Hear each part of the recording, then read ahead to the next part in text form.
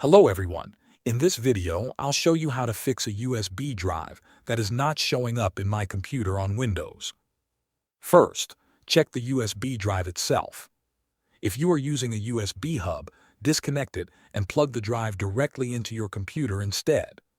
Try a different USB port, preferably one on the back of a desktop PC or another port on the side of a laptop. If the drive is still missing, right-click the Start button and open Disk Management. Wait a few seconds for Windows to detect all connected drives. Look for your USB drive by checking its storage size. If you find it, but it does not have a drive letter, right-click its partition and choose Change Drive Letter and Paths. Click Add, select any available drive letter, and then click OK.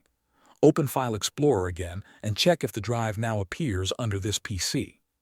If that does not solve the issue, open the Start menu, search for Device Manager, and launch it.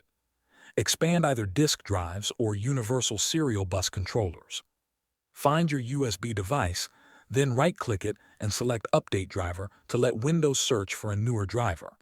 If the problem continues, right-click the device again, choose Uninstall Device, confirm the removal, and then restart your computer.